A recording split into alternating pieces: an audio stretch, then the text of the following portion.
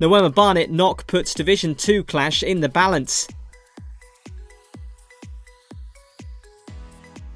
A Ben Stokes fifer and a stubborn Tom Latham knock saw Durham still in the mix at Cheltenham as day 3 arrived. Gloucestershire would have been hoping to maintain a first innings lead, but would need to take 5 wickets pretty early as the visitors would enter the morning just 143 runs behind.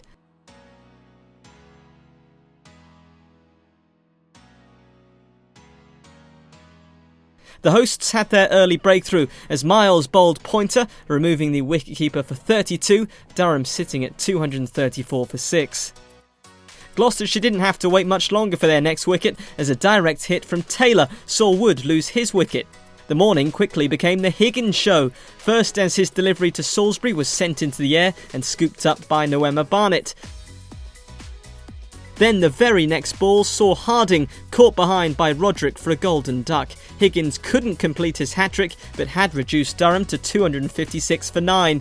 4 overs later and the impressive innings of Latham came to an end at 147 as he was caught by Howell off the bowling of Payne. The captain's knock helping the visitors to 275 all out, still 87 runs behind the hosts' first innings.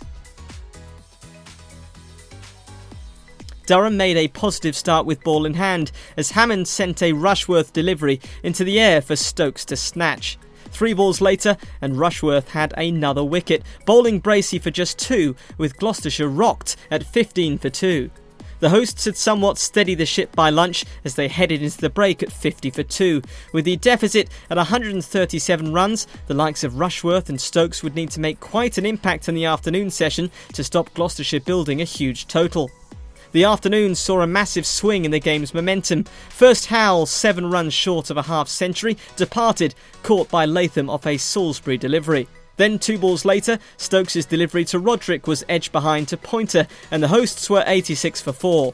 It quickly became 86 for 5 as Gloucestershire captain Dent saw his effort to deal with Salisbury carry through to Pointer, and all of a sudden Durham were very much back in the contest. Noema-Barnett was next in for the hosts and tried to put his side back on the attack, aiming for the boundary with considerable success.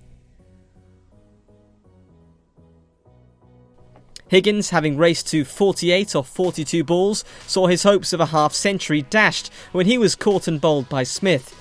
Gloucestershire were 170 for 6 and hoping to reach tea without any further casualties. They managed to achieve that goal with 186 for 6 on the board, the hosts' lead standing at 273, but Durham in a positive mood, having taken 4 wickets during the afternoon session. A repeat in the evening would be needed to give them a chance heading into the final day. The evening session saw Noema-Barnett pile on the runs as he chased a half-century. Miles wasn't able to hang around for too long in the evening as he departed having made 10, caught behind by Pointer following a Stokes delivery. The impressive 50 did eventually arrive for Noema-Barnett off 96 balls, consisting of 5 fours and a 6. The hosts' lead over Durham had now passed 300. It was then back to the wickets tumbling as Taylor suffered the same fate as Miles, caught behind by Pointer following a Stokes ball. The hosts 220 with 1 wicket remaining. Noema-Barnett was left at 69 not out as Drizzle was the final wicket to fall as his attempt at dispatching a Smith delivery ended up in the grasp of Stokes. Gloucestershire all out for 252, setting Durham a target of 340 to win. Latham and Steele opened for Durham and safely navigated to stumps without any problems, the visitors ending the day 35 for no loss. The final day would see Gloucestershire needing to remove all 10 of their guests' wickets, with Higgins and Miles at the forefront for the hosts.